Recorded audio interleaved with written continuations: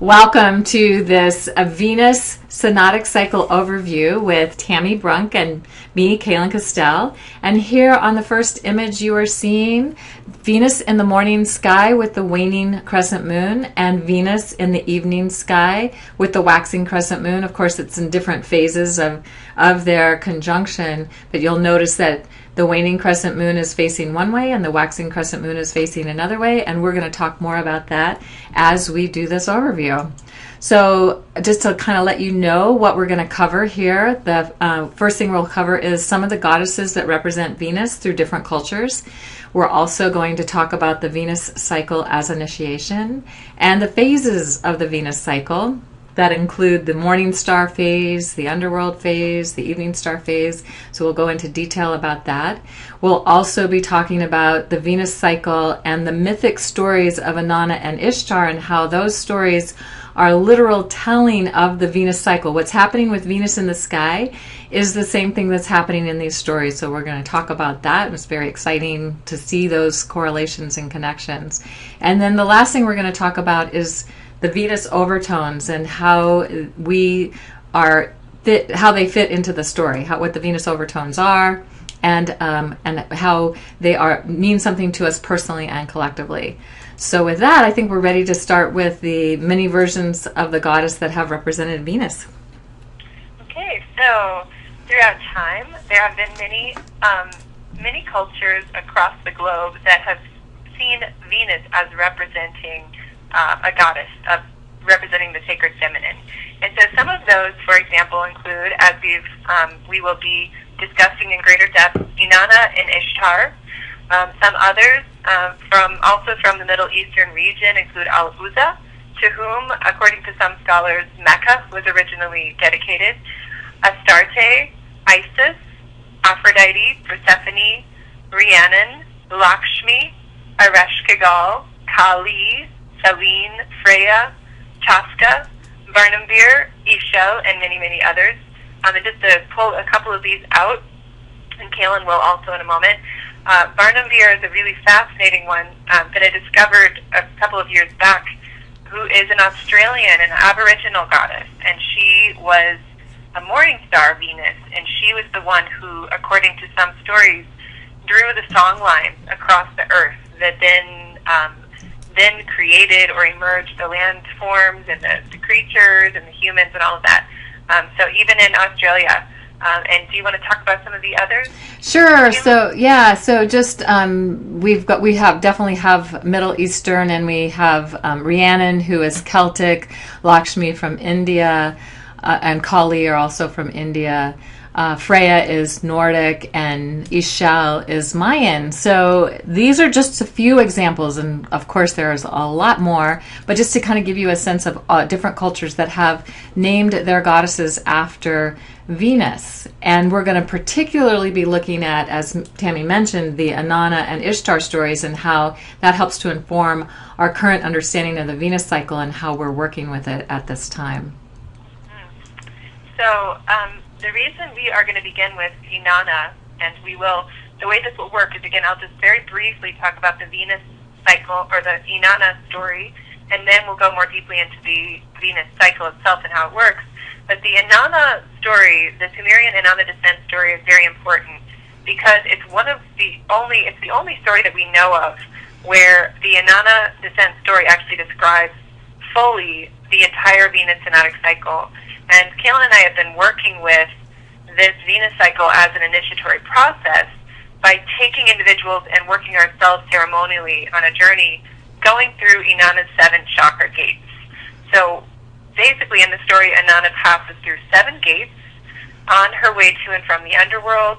As she's descending, she descends into the underworld, she ascends, and in the descent phase, a vestment, she removes a vestment at each gate.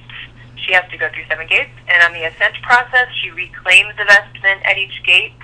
And the correlation to the Venus cycle is that on Inanna's descent, that is the morning star element of the Venus cycle.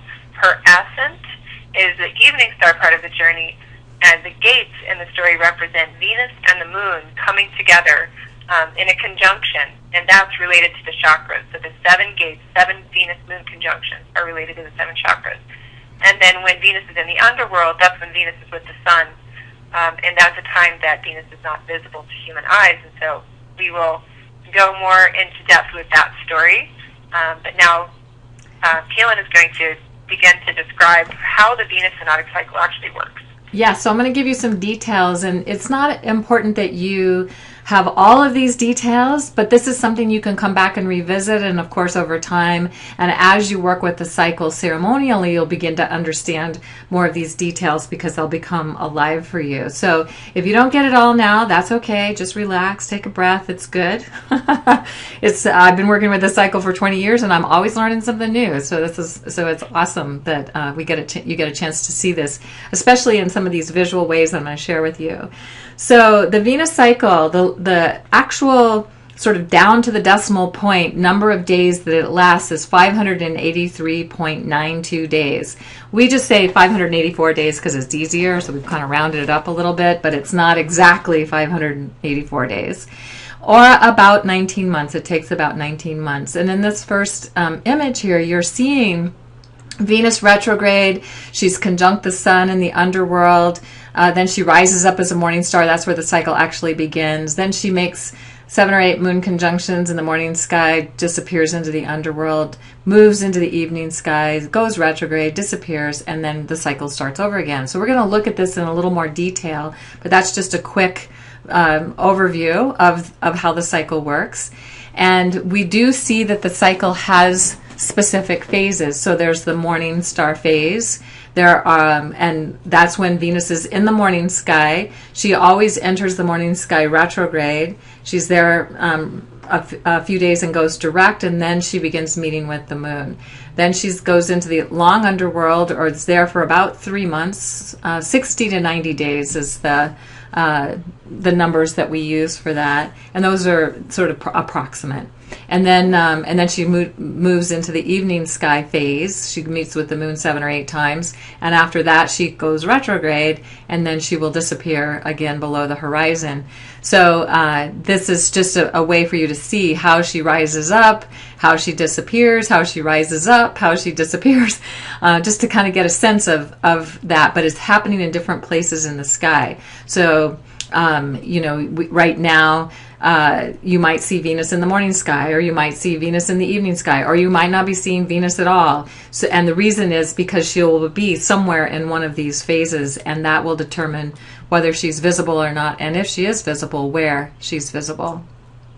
So this slide that we're looking at now is showing somebody standing on the earth and looking up at Venus in the sky. And so if you're looking to the right of the slide, you'll see Venus is in the evening sky, and then she drops down and she'll actually pass between the Sun and the Earth. So she's moving between the Sun and the Earth, and then she rises up into the morning sky. And then in this image, you'll see that when Venus is here, when we're looking straight at the Sun, of course, we're not going to see Venus because she's with the Sun. She's in the glare of the Sun. And then when Venus is in the morning sky, she actually goes around the back side of the Sun, or the exterior side of the Sun from where we are. So we don't see Venus there either. She's with the Sun, but she's far away, so she's actually with the Sun for a longer period of time.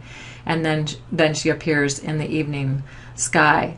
So what happens is that during this passage of Venus through these different phases, in the morning sky, she rises up and she'll make her greatest elongation. And what that means is this is when Venus is as far from the Sun as she can get, or is as high on the horizon from Earth's perspective as we can see. So she rises up. When she first comes up over the horizon, she's not, before the Sun, she's not that far above the horizon.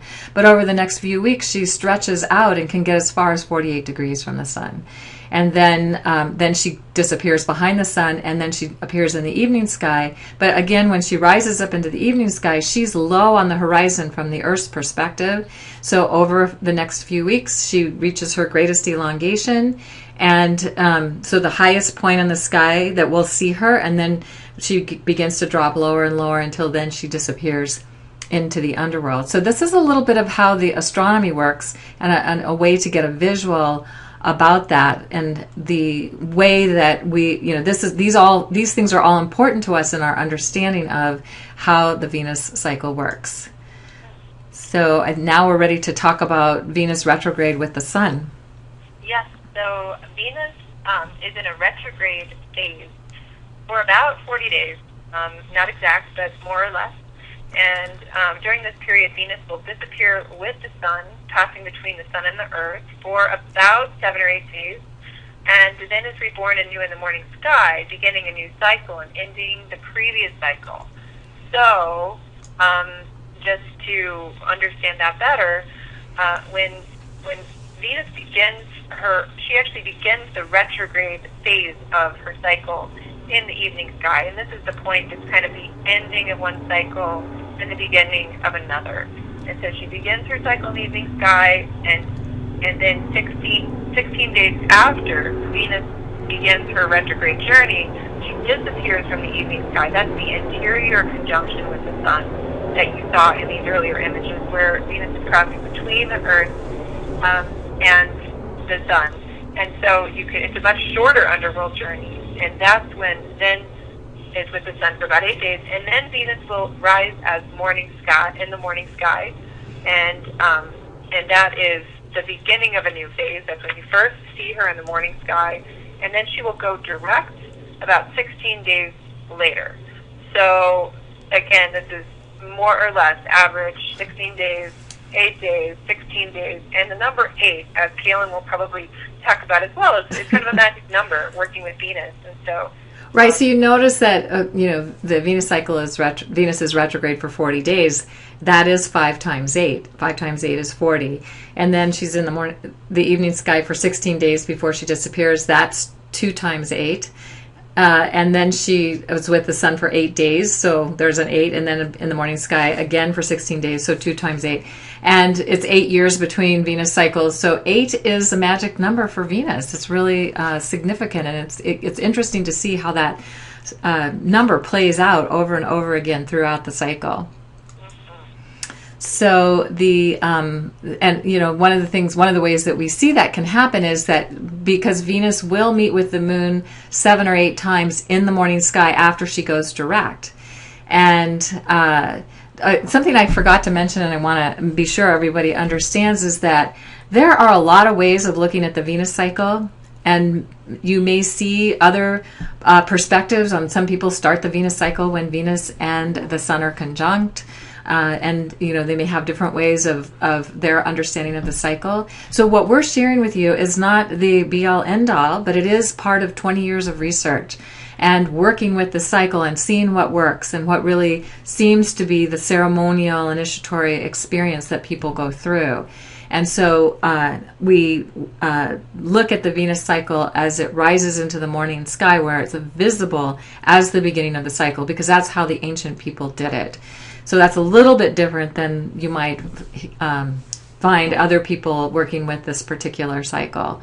And the other thing just to say is that, of course, I want to mention that Daniel Jamario, who is the founder of the shamanic astrology paradigm, is the one who did initial research back in the mid-90s and started presenting this information and talking about this, and we started thinking about how to work with it ceremonially back then, and the evolution of how that's taken place has grown immensely over the years, and we're continually evolving our understanding. So what we're sharing with you now is our current understanding, and that might evolve as well. So again, it's not a static thing, so just keep that in mind as we go through this process. So at each gate, as we've already mentioned in the story of Inanna, she is giving up a vestment that represents a chakra, and that's about releasing distortions that might be related to that chakra energy, blocks, beliefs, pain, trauma, etc. And that to work with it in this way, to really take a time to be with it ceremonially, to work with the intent of that chakra gate, we have found to be really powerful and empowering for people. So now we're going to look at the underworld phase. Yes, so in the longer underworld phase, this is when Venus is in the exterior conjunction with the sun. So Venus is tapped behind the sun from our view. And so she's with the sun from 60 to 90 days. And we refer to this as the longer underworld. And this is part of the story where Inanna dies and is reborn 60 to 90 days later, after she meets with the sun, or the source of life. And this is when Inanna is dying to her old self and preparing to be reborn anew. And this is really one of the most potent kinds of ways of looking at an underworld initiation, is to understand that that's when we are connected to the divine. We are in the heart of God, you could say, and whatever is no longer true, whatever is false is going to be burned away, is going to be illuminated. And Kaylin might talk a little more about that too, because this has been such a powerful recognition. Right. So, if we think of the sun as the source, it is also a way of sourcing a new way of being with life. So we, burning away, as Tammy was saying, burning away the old, like that alchemical cauldron. And what better alchemical cauldron could there be than the sun? And, that the alchemy of where it's changing, something from one form to another, the base elements into gold. So this underworld time is extremely important. It's not easy necessarily, because there is a death process taking place, but it's also a rebirth process that follows.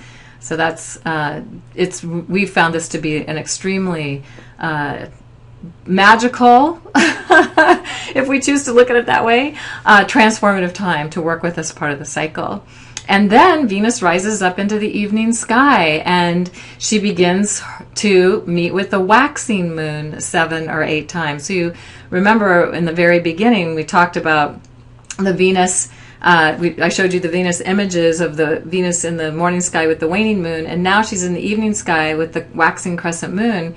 So this is where she gets to reclaim the vestments that she had to leave on the way down, and she's now reclaiming them from a place of being empowered, and so she is getting to reclaim a healthy relationship with each of these chakra energies in that ascent back up to the story of Inanna being Queen of Heaven. She is returning to be Queen of Heaven once again at that time. So I think now we're going to talk about the morning and evening star as it this story as it relates to the Inanna story. Yes. So and so basically, yes, the Inanna story, descent story, is a literal description. Inanna literally meant Venus, same thing as Venus, of the morning and evening star cycle. And so the story, the Inanna story, begins where Inanna, the great Sumerian goddess and queen of heaven and earth, makes the choice to visit the underworld. And so you could say that during the retrograde phase, while Venus is, even as she rises as morning star, that's the point in the story where Inanna is making the choice. She is setting her ear to the great below, and she is preparing herself for her underworld journey. And then when Venus goes direct, that's when Inanna sets out for the underworld to visit her sister Ereshkigal, who is grieving the death of her husband, the great bull of heaven, Gugalana, who also symbolizes the death or the end of the Taurian age, in some ways of looking at this, as the birth then of the Aries age, the age of Aries, which would have been a more patriarchal period, the initiation of that. And in these images you can see Gugalana, the great bull of heaven, and Ereshkigal. And so just to say, because Tammy pronounces it Ereshkigal and I pronounce it Ereshkigal, there are at least two different ways to pronounce it, and there may be others. In fact, we don't really know how the Sumerians pronounced this name, and I've heard scholars that work with this cycle pronounce it both ways. So either way is correct. And again, we're looking at not one way, or one way is the right way, or not one way of looking at the cycle or being with the cycle or pronouncing the different names as the right or wrong way. So just so you keep that in mind, and why you might hear us saying those names differently because we just have chosen a different way. I first heard it as Ereshkigal, and so that's how it sticks in my mind. And Tammy maybe first heard it as Ereshkigal, and that's how it sticks in her mind. So that's just the difference between those two. So Inanna then sets out for the underworld, and you could see here in this image that here is a woman standing in a boat, as she and in Sumer they actually had locks and like a riverway or canals that went down into what they called the underworld. And so the way they imagined the story is that Inanna's in her boat going down to the underworld, literally through these locks or gates that would take you down to a lower level each time. And so you can also see the image of the moon here with Venus, and it kind of looks like the moon looks like this boat, looks similar to the boat, and Venus right there. And you can imagine that they could see that as Venus in the boat, or Inanna being in the boat. Now, the thing to keep in mind is that it doesn't always look this way. Sometimes you'll see Venus in the morning sky with the moon, and they're far apart, and the moon is tipped a different way. So it still always looks like that crescent, but it might be tipped in a different direction. So it's not always going to look that way, but apparently it looked that way when they were creating the story, and that reminded them of their own boats and locks, and so it connected to what was actually happening in their world. So again, Inanna sets out for the underworld. She's going through these different gates that symbolize the chakras, and when she arrives at the outer gates, she requests entrance like everybody else, or requests entrance, and she's told that she must enter like everyone else, and that each gate she is required to surrender one of her vestments. And at each gate she says, "What? What's going on? I don't, and she's told by Neti, I think, who's the gatekeeper, that not to question the ways of the underworld, that, just to this is what's happening, and just to deal with that. And so she does, because it's important for her to make this journey. She has made the choice to do the journey, so she's willing to follow the rules, so to speak, of what it takes to do the journey, to do this kind of initiation. So, and then as she's going through the first gate, this is where her crown is removed, and we see this as being symbolic of releasing the blocks that she may have to our authentic connection with the divine. And then at the next gate, this is, and each gate has a name. So the first gate is the gate of authority, and the next gate is the gate of perception, and they relate to the chakras. And then this is when the lapis measuring rod and line is removed from her. And so it's releasing distortions around her connection to magic and her ability to manifest.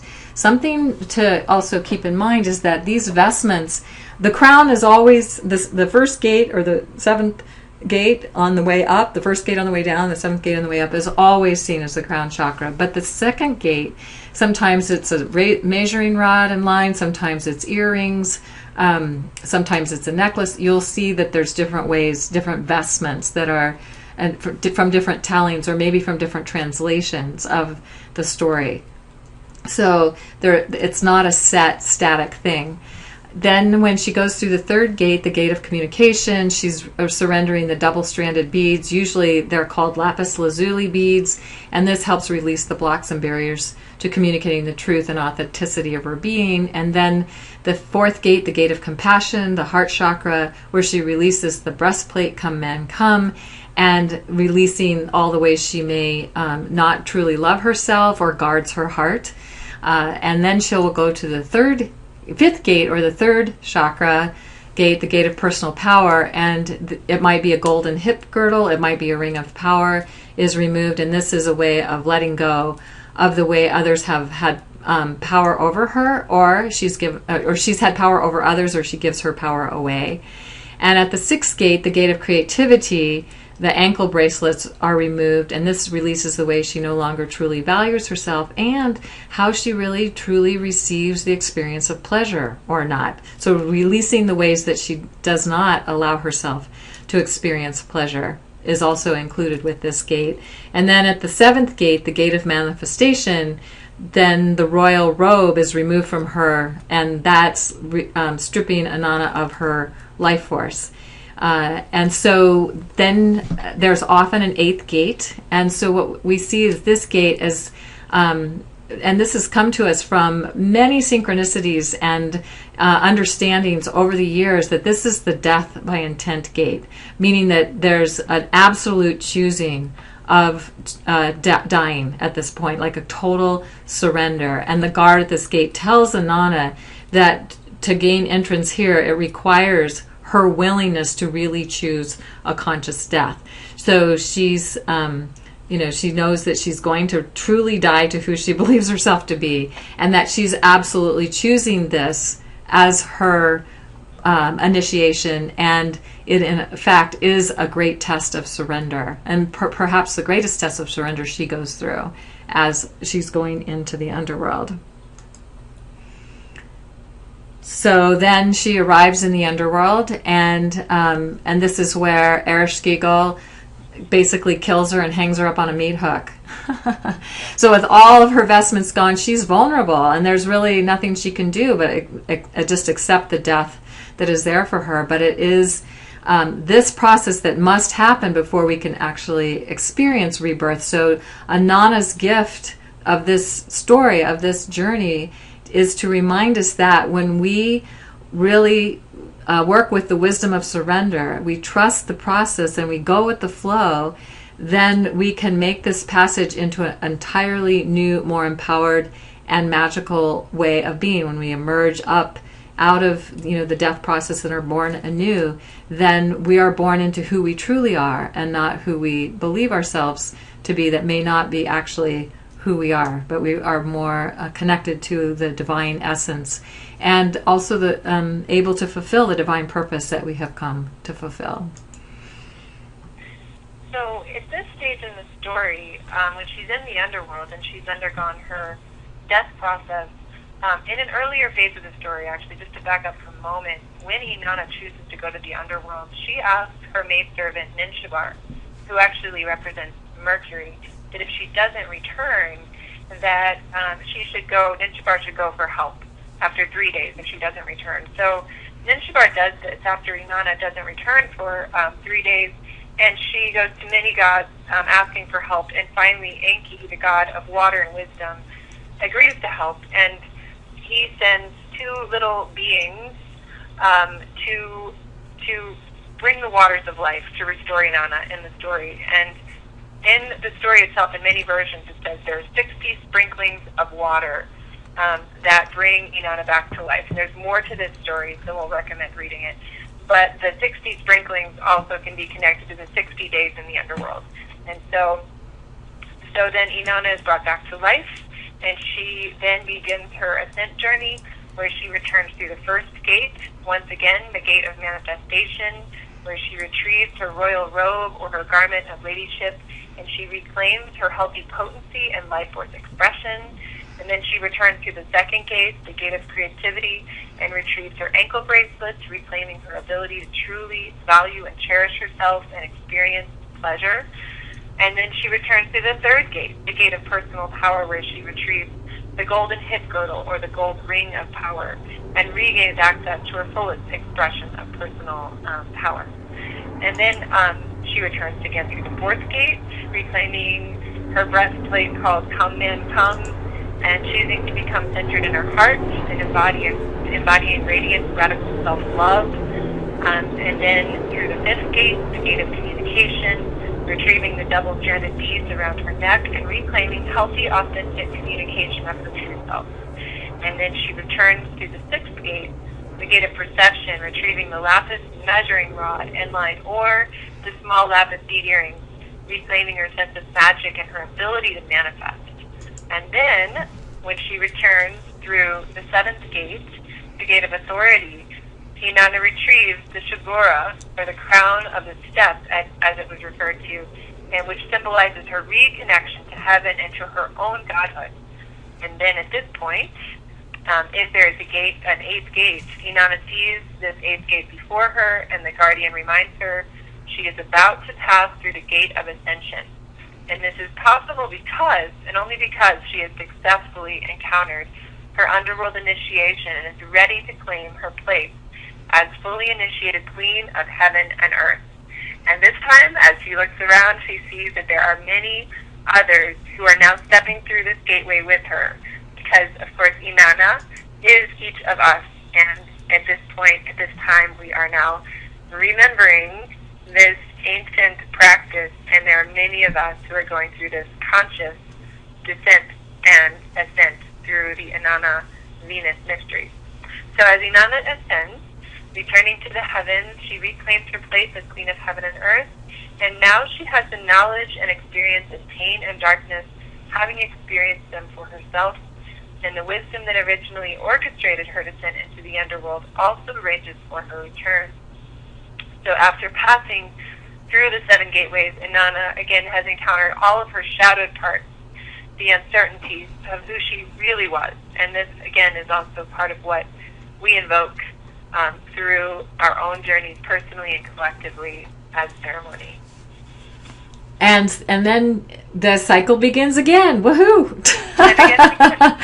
So we get many opportunities to do this journey, and so, you know, for people who are in an 8-year Venus return, these are very powerful to work with personally, but also just to work with collectively, because of course that's what the Sumerians and Babylonians did. And what we thought would be interesting to do would be just to look at the Babylonian story, how they described it for Ishtar, because there's a few little differences, and it just kind of gives you a sense of how the story can be told in different ways and how you might experience it. So Ishtar is going to the underworld to look for her husband, Tammuz. She's in search of her husband. And she also prepares for the journey. She's making the choice to go, and she dresses up in all her finest vestments and then sets out for the dark cavern that leads to the underworld.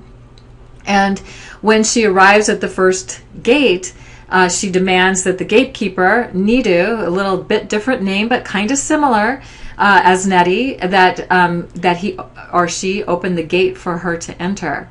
And Nadu asks Ishtar to wait while he consults with the Queen of the Underworld. And the Queen of the Underworld in this story is Urkala, sister to Ishtar. So it's the same, you know, the dark sister, the sister of the underworld, and the sister of the heavens. And sometimes actually you will read that Urkala, they will call her Ereshkigal or Ereshkigal, that's the same. It's used interchangeably, interestingly enough. So just something to be aware of. And then she goes through each of the gates and has to release a vestment. So in this version of the story, it's the splendid crown, the necklace with the 8-rayed star, the bracelets of gold and lapis lazuli, shoes, which is the first time I had seen that particular vestment described, a veil, and outer robe and garment at the descending gates. So something just to notice that, you know, there's different ways of working with these vestments. There's not just one way to do it. That we have many different images we can work with. And one of the ways I have suggested to people is they could maybe work with chakra stones as vestments if they don't have something that feels like it represents that particular chakra, using colored stones that represent the chakras. So Urkala is similar to Ereshkigal, curses Ishtar and summons the plague demon to afflict her, causing Ishtar to die. And so Ishtar then no longer sees the light. Feathers come upon her, and then she ate dust and fed upon mud. Doesn't feel like or seem like a very lovely experience, but this was her fate. And so she's not hung up on a meat hook. It's not described as being hung up on a meat hook like Inanna, but, you know, she's got a pretty underworld kind of existence going on. Meanwhile, Shamash, who is the Lord of the Sun, notices that Ishtar's absence is having a huge effect on the world, and he determines that that this creation is going to die. The creatures in this creation, this whole entire creation, is going to end if Ishtar does not return. So he sends Ea to conjure the water of life from Urkala and revive Ishtar, And so then Ishtar is reborn and returns to the heaven. And of course, this is just another version of vestments. As she's returning through the first gate, she gets back her breechcloth instead of royal robe. At the second gate, she's getting back clasps for her hands and feet, which might be similar to ankle bracelets. At the third gate, she's getting a birthstone girdle for her hips, which might be similar to a golden waist belt. At the fourth gate, she is getting ornaments for her breasts, which is similar to a breastplate. At the fifth gate, she's getting chains of beads for her neck, similar to a lapis lazuli double-stranded beads that she was wearing around her neck. At the sixth gate, she retrieves pendants for her ears, and that's similar to what's also sometimes said for the Inanna story, although usually most interpretations I've read does describe the measuring rod, the staff that she has. And then at the seventh gate, she gets back her great crown, so symbolizing, of course, her return to and connection to the divine. So that's just another version and way of looking at the story. And again, just the part of the reason we wanted to bring this to you is so that you can see there is no right or wrong way. There's no just one way of working with the story. And that we get to tune into what works for us and how it works for us. And that helps to inform us. We're informed by the Venus cycle, and then we help to inform the Venus cycle as we work with it. So now I think we're ready to talk about the 8-year return and the overtones. Yes. So we're now at the phase where we can kind of look at the bigger patterns of the Venus cycle. So the thing to understand is that when in Venus's path around the sun, she goes through 5 cycles of 584 days. We've talked about each of these individual cycles, but there are 5 cycles that repeat over 8 years, creating a 5-pointed star or pentagram. And this is the symbol that has long been associated with the goddess. So basically, if you look at each of the 5 points of this pentacle, they would represent, and Kaylin will talk more about this as well, each of those points where Venus rises as morning star. So one of the points will be where Venus rises as morning star in a certain season in August at this time in the sign of Leo. That's one of the points. Another point will be when Venus rises as morning star in what is currently June in the sign of Gemini. And so every 8 years, Venus will have gone through each of these morning star rises, and it will shift very slightly about every cycle. Every 8 years, Venus will begin her rise about 2 days before she rose that other time. And so that creates kind of the interesting pattern you see that's shifting in these above images of the pentagram and how it kind of moves and shifts. So yeah, so this one pattern, just wanted to say, this pattern where you see the rose, the pentacle, at the 5-petaled rose thing at the center here, and then it kind of stretches out and it comes back around, and so it's like it's creating in the sky. We see that it's continually creating the pentagram, but it's moving through its different patterns before it returns back, and it creates this beautiful rose pattern that we see in the sky. Yes, and just to understand as well that what we're describing in this very short video is it has gone into in much greater detail when you study shamanic astrology. There is a much more in-depth version that we would go through, but that this is the very simplest version. Right. So, you're getting the Reader's Digest version. Yes. Yes. Right. So one of the most exciting things to consider is the Venus synodic cycle overtone. And when I say that, I mean that when, as I mentioned before, when Venus rises as morning star, a new cycle and begins a new cycle, whatever sign Venus is in at that time is the overtone for the full 540-day cycle. So kind of like the way that a new moon, you could say, some people would say that the sign of the new moon kind of sets this undertone for, an overtone for the month. You could say the same thing with the Venus cycle, that whatever sign Venus rises in, and that will have to do, of course, with the season that Venus rises in, that creates the overtone for the full cycle. So in other words, the sign Venus rises in represents the goddess or the leading lady who is active on the world stage for about 19 months. Because again, we're looking at Venus as representing the divine feminine. So the archetype of the divine feminine is the feminine archetype.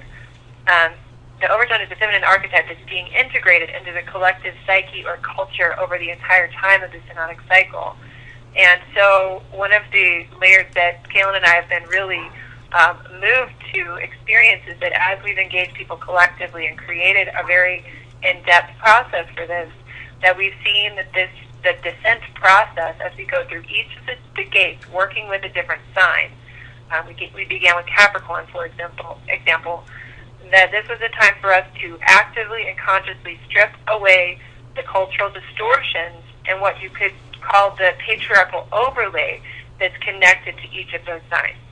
So, for example, in working with Capricorn, we came to recognize, especially at certain chakra gates, that one of the distortions of Capricorn is a doing addiction, that's part of the patriarchal overlay. And so part of our activation and part of our intent collectively was to perceive of that, to experience that, and then to actively release that distortion, to work towards that. So then the ascent process is the evolutionary birth and emergence of the new feminine archetypal expression of that sign, supporting the evolving new culture at the turning of the ages. And I suspect Kaylin will want to talk about that also, because it's really, there's so much juice there. Yeah, so let's just kind of look first at what are the different archetypal signs that we're working with in the current pentagram. And as we mentioned, over time, it does shift. The points that are rising, where Venus is rising in the sky does shift over time. I think it's about 1,260 years for it to make one entire rotation. So, and about maybe 100 to 104 years in one particular sign. And that's, again, these are averages, so it's not always exactly the same numbers, but those are the average numbers. So in this image, you can see on January 17th, 2014, and this is the Venus cycle that actually began the whole process. Venus rose as a morning star at 18 Capricorn. And 8 years later, on January 15th, just, not quite exactly 8 years, but within a couple of days, 2.5 days or so, Venus is rising as a morning star at 15 Capricorn. And then Venus was in this Capricorn overtone from January 17th, 2014 to August 21st, 2015, about a year and a half, or around 19 months. And then on August 22nd, 2015, Venus rose as a morning star at 19 Leo, and that became the overtone for that cycle. And then there's about a 19-month period, and on March 31st, 2017, Venus rises at 1 degree Aries. And because it's precessing, when we see those lower numbers, we know that it's about to shift into the next sign. So 2017 will be the last time that Venus will rise in Aries and have an Aries overtone. And then the next cycle, 8 years later, will be in the sign of Pisces. So that'll be a big shift that'll take place at that time. And then we come across to see on November 2nd, 2018, Venus will rise at 29 degrees Libra. And this is also a shift because the overtone has been Scorpio since the 1920s or 30s. I think it's the 1920s. And then it's just now shifting, because it would be about 100 years, so it's probably 1920, that it's been in the Scorpio overtone, and now it's shifting to the Libra overtone. And then about 19 months later, on June 10th, 2020, Venus will rise in the morning sky at 10 degrees Gemini. 19 months after that, on January 15th, 2022, it will rise in Capricorn, and the whole process will begin again over the next 8 years. So it does take 8 years for Venus to return to any one of these points to begin the cycle there. And the other thing that happens is that on your birthday, if you are turning a multiple of 8, and I love to count by 8, so 8, 16, 24, 32, 40, 48, 56, 64, 72, 80, 88, and 96, though if you are turning a multiple of that number during one of these 19-month windows, then you will have Venus returning very close to where it was at the time you were born. The only exception to that is if you were born with Venus retrograde, and then it gets a little trickier. It's not always as exact, but I'm an evening star Venus, and it comes back within a couple of days pretty much every time. So most people have that experience. And just the other thing to say quickly is that the overtone for the Leo cycle was Virgo until 1975. And the the Capricorn overtone was Aquarius until 1974.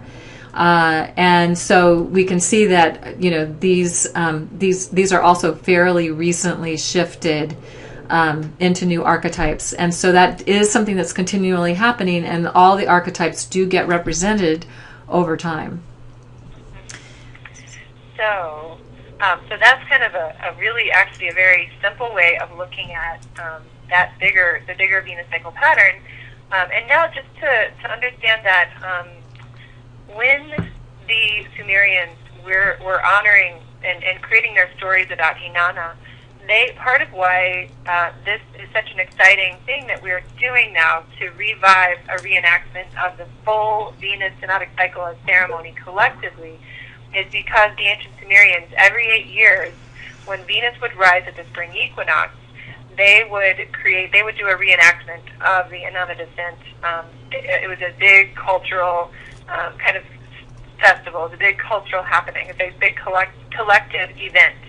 And that was because at that time, at the spring equinox, that was the point at which the equinox would align to the galactic edge, the galactic center, the galactic edge, which is a very significant period. And so now enough time has passed that according to shamanic astrology and this way of looking at it, it's quite possible that the winter solstice is now kind of the point of power, indicating an age change, in part because now the winter and the summer solstice are aligned to the galactic edge and the galactic center, the galactic poles. And so because of this, when we first began working with the Capricorn cycle, we came to feel that this Capricorn cycle was the master cycle and that it guided all of the others. And in Daniel Giamario's kind of looking at renewing the new version of Capricorn, which is essential to do at the turning of the ages, he came to believe that Capricorn is actually, obviously it's a feminine sign, and it is to be in service to the circle of the grandmothers and the next 7 generations. And so we very actively called on the circle of the grandmothers in our first class, our first series, and felt that we had been called by them. They've been very, very active. And we came to believe that it was the Capricorn cycle that guided all of the other 5, and that the circle of the grandmothers are also guiding all 5 Venus synodic cycle initiations. And so with gratitude and praises, we invite in the circle of the grandmothers for each of these cycles. Yes, yay. And they've been so awesome. I mean, and we have a picture or image here of the 13 indigenous grandmothers. And we're not limiting to that, but we just wanted to give a visual, like, yes, there are a circle of grandmothers, and they can be cross-cultural, and we can work with this grandmother energy in whatever way really speaks to us. It might be a lineage of our own grandmothers. It might be that there are grandmothers in our life that that have adopted us. I have some grandmothers in my life that have adopted me. And like to support me and give me guidance and information. So there's many different ways we can work with this grandmother energy. And that's something that we've been doing and having such fun with and creating as we go forward. And the fact that this grandmother energy, the wisdom, that elder wisdom, that grandmother wisdom is with us through all of these Venus cycles. It's very exciting. And actually, in working with it, one of the ways that I came to look at it is that the grandmothers may, in fact, be our DNA. They might be the part of us that can really connect to the past and also dreaming into the future with us. So that's also another way to look at it. Yes, I love that. That's beautiful. So as we wrap this up, there's a few additional resources. Of course, many of you watching this will already be in the Venus journey with me and Tammy. If you're watching this and you're not, you can go to venusalchemy.com, and we are working ceremonially with this cycle each step of the way, and giving you lots of tools and insights and ways of working with each overtone, as well as that personal sense of having a collective group, or the power of the intention of, and ceremonial intent of a huge group of people to work with. So we encourage you to check that out if you're not a part of it already. Also, there's a book by Diane Wolkstein and Samuel Kramer called Inanna, Queen of Heaven and Earth, Her Stories and Hymns from Sumer.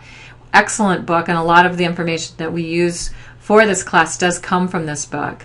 Also inspired by Descent to the Goddess, A Way of Initiation for Women by Sylvia Pereira, who really doesn't talk about Venus in connection to the Inanna story, but she talks about the psychological benefits of working with this mythic story as a way to empower women through an initiatory experience. And then Ishtar Rising by Robert Anton Wilson is a great book that talks about Ishtar from the perspective of Ishtar, and working with this imagery from a also kind of a ceremonial and psychological point of view. So that really covers our very quick, something we might talk about over 2 or 3 day period in terms of the cycle, but it should give you the essence of what the cycle is about, so that it helps support you in working with this cycle. Is there anything you want to add, Tammy, before we close? I think the only thing is just again to reiterate the gratitude for the lineage. I would give such gratitude to all the work that Kaelin's done to help create this over the last 20 years, and that also to, again, Daniel Giamario for really bringing this groundbreaking work in, and remembering, helping so many of us now to remember the connection between the Inanna descent story and the Venus synodic cycle, and bringing the synodic cycle back into the collective awareness. Yes, thank you, Daniel. Awesome. So until we meet again, this is Kaelin and Tammy signing off. Bye, everyone. Bye. Welcome to this